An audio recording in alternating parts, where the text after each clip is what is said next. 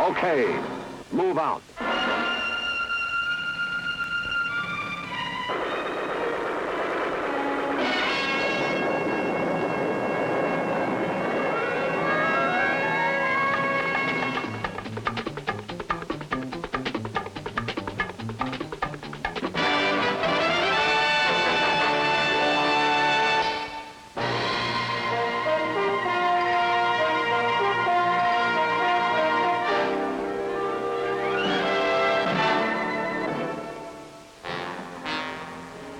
This Army platoon is winding up a 3-day search and clear mission in the central highlands of Vietnam. Although mud-caked and bone-tired, each man is still giving his best. A soldier's performance in the field depends on his training, equipment, and experience. And one thing more that's not so easy to define: his morale, the thing that keeps him going when the going gets tough.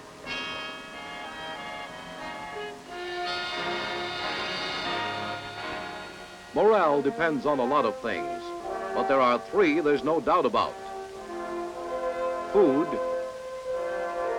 mail, and pay. Together they form a highly personal triangle of support which cannot be seen on the battlefield, but nonetheless makes itself felt in the total effectiveness of the man in his job. This is the story of the Army's never-ending efforts to supply these elements so vital to a soldier's well-being. The story of the Army Triangle.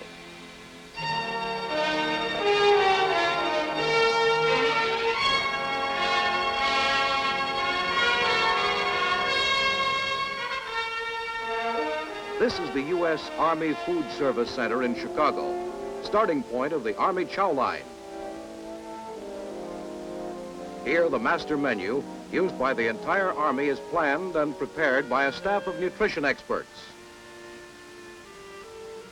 This staff is constantly striving to devise the best and most appropriate diet possible for use under a wide variety of conditions. Organized on a 1-year cycle and employed by troops stationed in every corner of the globe, the master menu provides for different meals every day of the year, thus laying to rest once and for all the old myth about the sameness of Army food. But planning, however difficult, is one thing. Actually obtaining the provisions is quite another.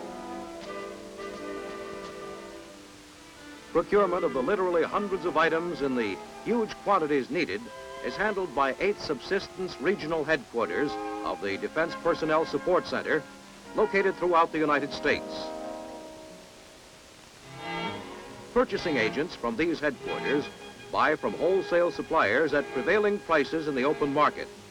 Almost all of the food a soldier is served comes from the United States.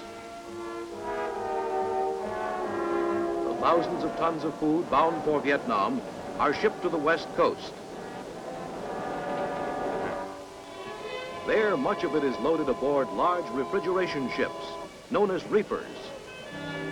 So extensive is the planning that food must be ordered 7 months in advance of the time it will appear on a soldier's plate. Preparations for the Thanksgiving meal begin as early as April, and all the turkeys are in Vietnam 1 month before the holiday. When fully loaded, the holds of these reefers will be sealed and kept at low temperatures during the long voyage across the Pacific. The refrigeration compartments are not opened until the ship arrives at one of the 4 ports in Vietnam where major storage depots are located. Army veterinary teams are on hand to inspect each incoming shipment. Right on the ship, samples are taken from the containers and checked for freshness before being sent on their way. Bacteriological tests are also made, and if there is any doubt about the food's condition, the entire batch is rejected. In keeping with the Army's policy of providing the best and freshest food available, a growing percentage of fresh vegetables have been procured in Vietnam itself. Many new areas of land are being brought under cultivation for the first time. Just as in the States, a procurement team meets with the supplier and inspects his farm facilities. When the produce is ready for harvest, it is picked and bad leaves removed by the local Vietnamese. Lettuce, cabbage, radishes, and carrots are being grown in the Central Highlands. Ideal climate and rich soil permit harvesting of crops the year round.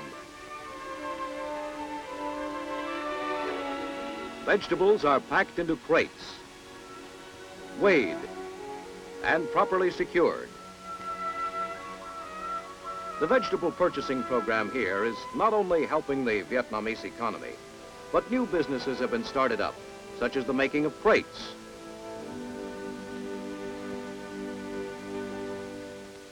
Transported to Dalat airstrip, the produce is transferred to large pallets for easy loading aboard aircraft. 3 times a week, big Air Force C-130s airlift the vegetables to American units fighting all over Vietnam.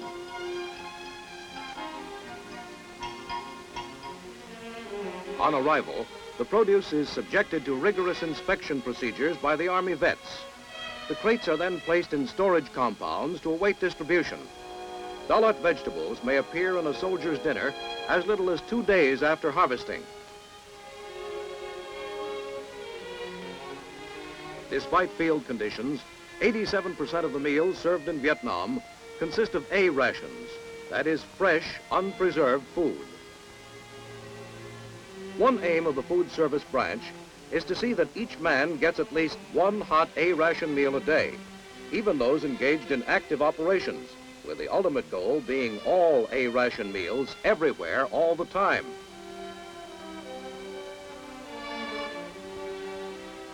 While traditional mess kits are still in limited use, they are now often replaced in the field with something usually more appropriate at a picnic: paper plates.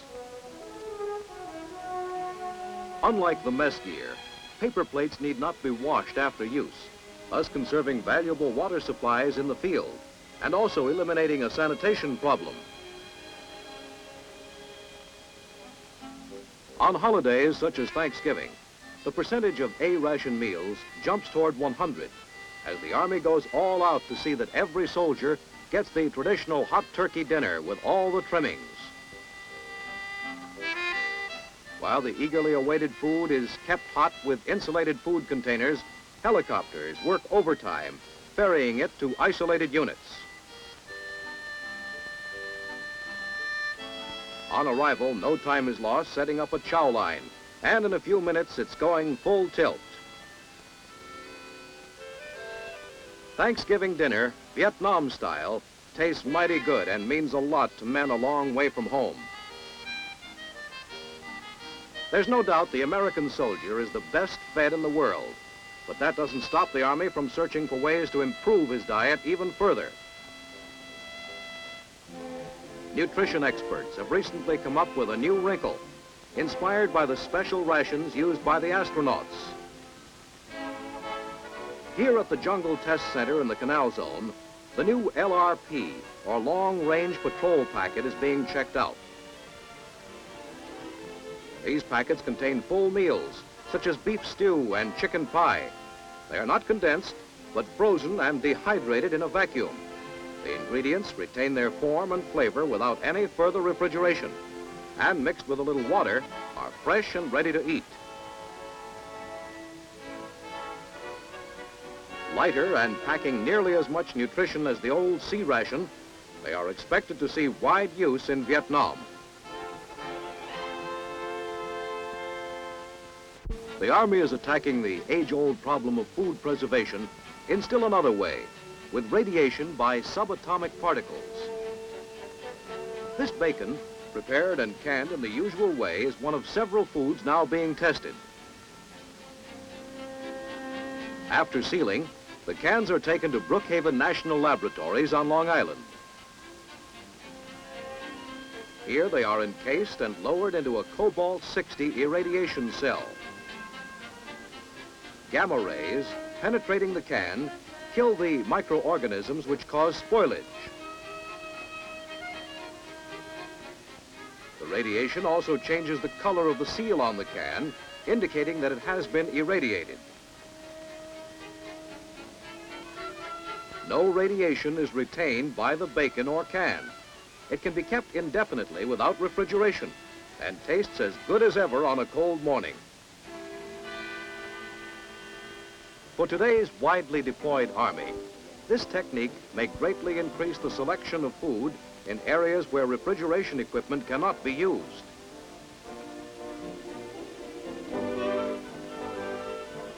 As any cook knows, it takes more than good food to make a good meal. The way it is cooked, the way it looks, and the environment where it is eaten all play an important role. All of these things are the concern of the Army's food service technician. Here in Vietnam, he works with the mess stewards and cooks of the many dining halls in his district, talking over their problems and seeing to it that the men are not only being served the best foods, but also the most appropriate.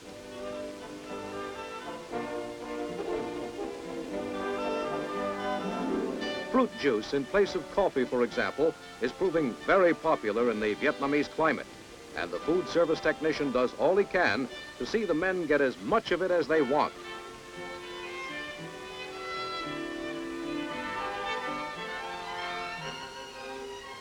The opportunity to express individual preferences in food as in everything else is an important part of a man's morale. Many mess stewards have set up salad bars in the dining halls where the men can mix ingredients and dressing in exactly the combination they like.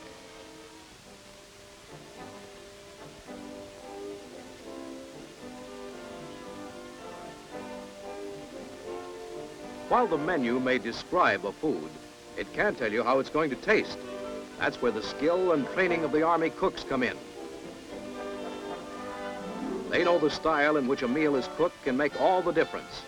Many are alert to the preferences of the men they are serving, and the chow of a unit from the South is likely to taste that way.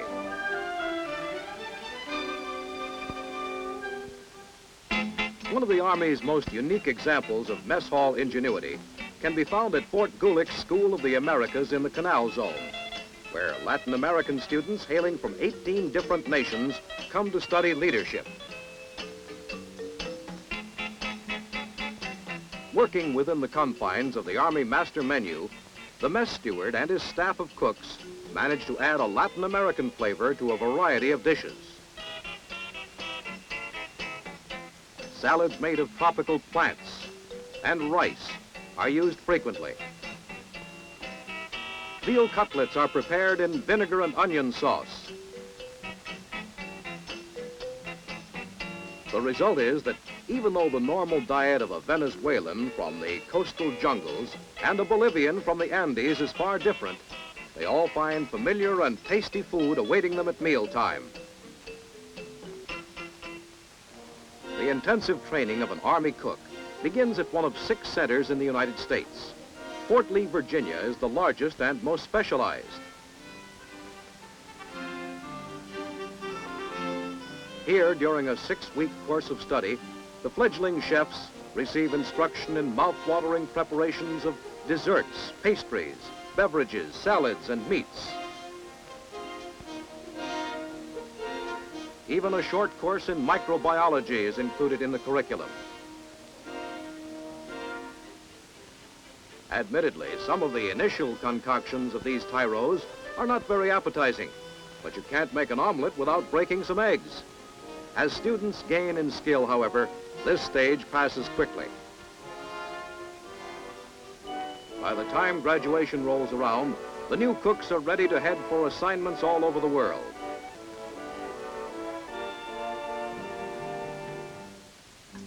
For the Army cook who shows exceptional talent and dedication, there is what might be called a postgraduate course. Some major hotels in Washington, D.C. have opened their doors in a cooperative program with the Army. For 8 weeks, a select handful of talented Army cooks are permitted to work with the hotel chefs, among the finest in the nation. Here they learn many sophisticated techniques in the art of food preparation not the least of which is learning to give their work the all-important quality of eye appeal. When they finish their apprenticeship at the hotel, these cooks will return to practice at an enlisted man's mess, where their skills will benefit the largest number of men.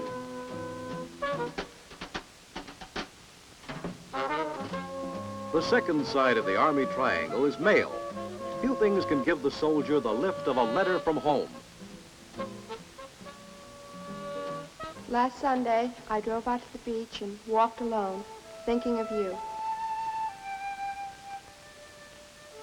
Dad was thinking of fixing the roof again this year, but he figured he'd better wait till you're back to give him a hand.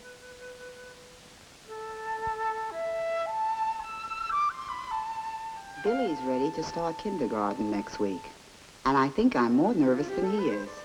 Guess that's all for now. Love, Jean. This letter was written just 4 days earlier in the soldier's home outside a small town in Minnesota. No matter where in the United States, big city or rural delivery zone, the coordinated network of civilian and Army postal services are on the job, carrying the mail as swiftly as possible.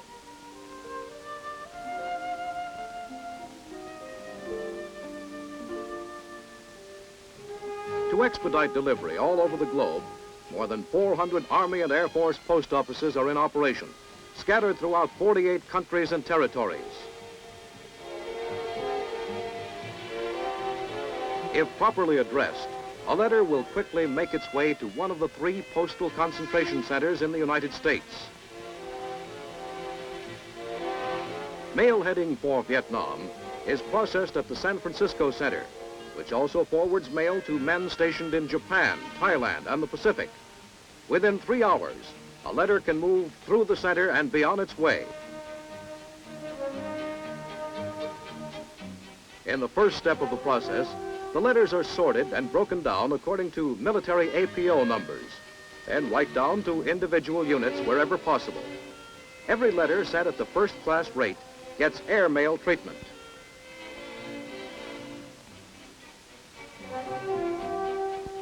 Tied in bundles and placed in pre-labeled sacks, the mail is ready to leave the postal center.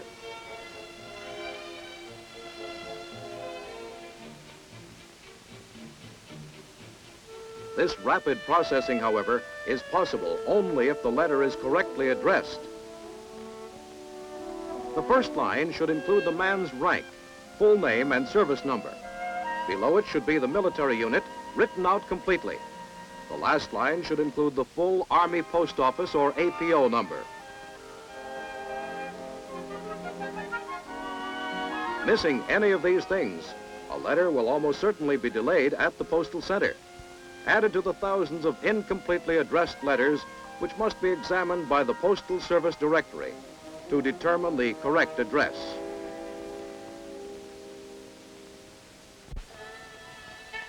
Packages are also sorted by APO numbers at the center. Secure packing helps to avoid the risk of damage and delay. Many parcels sent with ordinary surface postage will go airmail. If no more than 5 pounds in weight, nor more than 60 inches in length and girth combined, they will be sent by air on a space-available basis. This special service is known as SAM mail, and also includes newspapers and magazines going to Vietnam.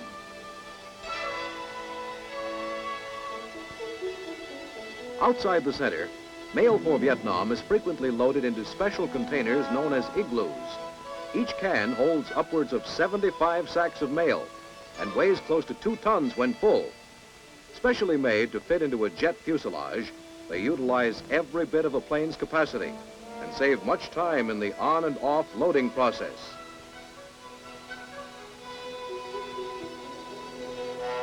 Surface mail and parcels too large to qualify for SAM treatment are generally shipped in metal containers known as connexes, which were introduced during the Korean conflict. Traveling across the vast Pacific, mail sent by ship will require about 40 days to reach a soldier in Vietnam. Meanwhile, the igloos are trucked to the San Francisco International Airport. These huge quantities of mail don't stay on the ground for long. Pan Am alone has 29 mail flights a week into Saigon. Specially designed equipment expedites the loading process, and only hours after it arrives at the postal center, the mail is airborne over the Pacific. Meanwhile, letters and parcels headed across the Atlantic are funneled through the New York Postal Concentration Center. The largest volume of mail processed here is headed for our forces in Germany, more than 10,000 bags a week. Much of it is shipped in a new type container, which is literally a truck trailer. Able to contain the equivalent of several connexes, they can be driven to dockside, where the wheels are removed and the container hoisted aboard. These containers have already proven their value in reducing damage, pilferage, and loading charges. Even more important, they help get the mail to the serviceman faster than ever. At the destination, the wheels are put back on, and the mail is simply driven away to the nearest Army post office.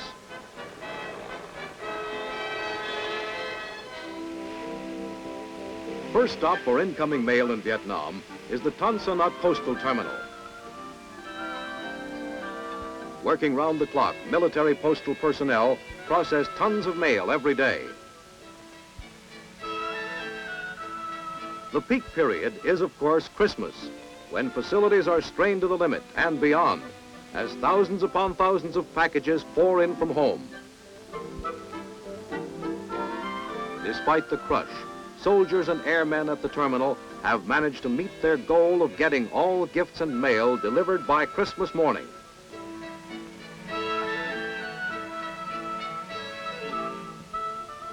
Some unit personnel come to the terminal by truck and jeep to pick up the mail which has been sorted and sacked for them.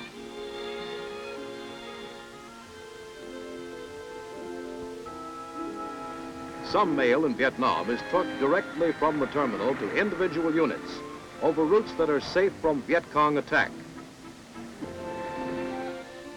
But the majority of mail is moved by air from the terminals at Saigon, Cam Ranh Bay, and Da Nang.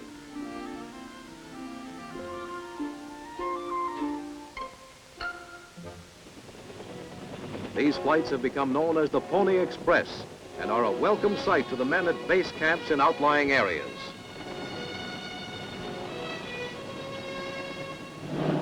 Attempts are made to deliver the mail, even to units engaged in active operations against the enemy.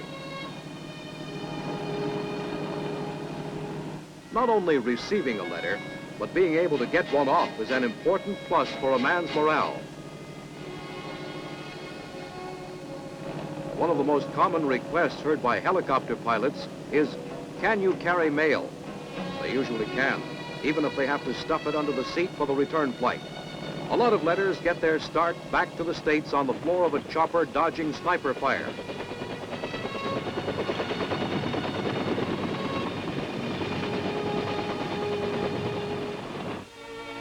At most base camps, there is a post office which handles both incoming and outgoing mail.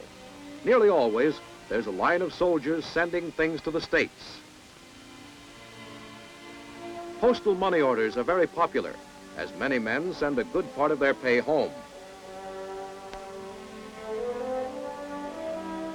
A soldier's pay makes up the third side of the Army triangle. Prompt, regular, accurate, and dependable, it means more to a man in combat than the dollar amount. It's an avenue by which the Army helps him to fulfill his needs and express his own individuality.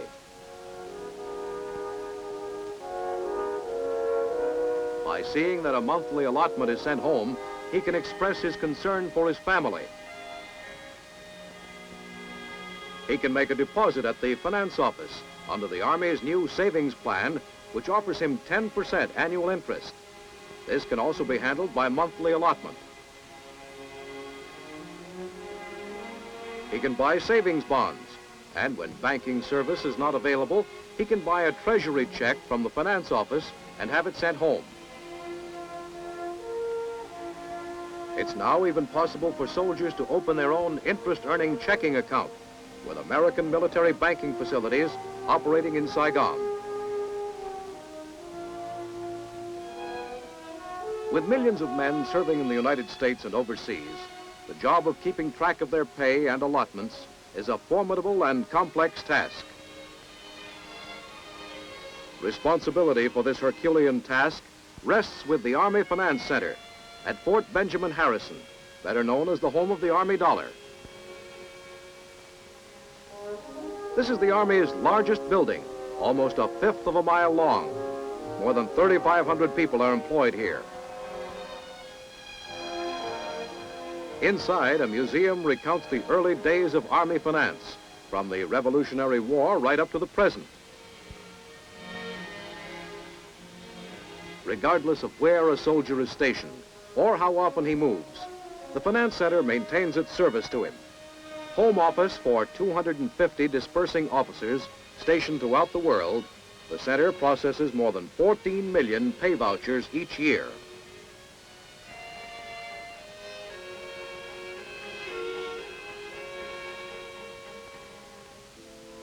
Actual payment may be made under a variety of conditions. In Vietnam, it is often done in the field, as vouchers are painstakingly prepared by hand.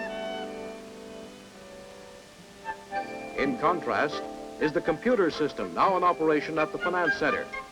On rolls of magnetic tape, millions of bits of information concerning each and every soldier are stored. This data processing center is at the heart of the Finance Center's activities, coordinating all its branches. The entire Army military pay operation will soon be entirely converted to a centralized computer system, which will take care of all pay computation and provide high-speed satellite communication links with dispersing officers worldwide. Another way in which the Army is working to serve its soldiers with greater efficiency. In Vietnam and all over the world, the missions of the Army are many and varied. But wherever he may be, the American soldier can count on the support of the Army Triangle.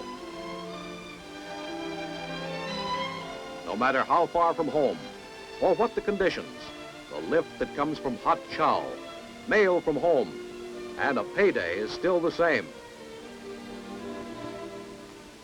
The new allotment check arrived, and boy, did it come in handy. The kids all love the gifts you sent. Honey, did you ever get a chance to give the mess sergeant my recipe for goulash? Food, mail, and pay. The Army's way of ensuring each man the personal respect as an individual, so important to his well-being, and in turn, his success as a member of the Army team.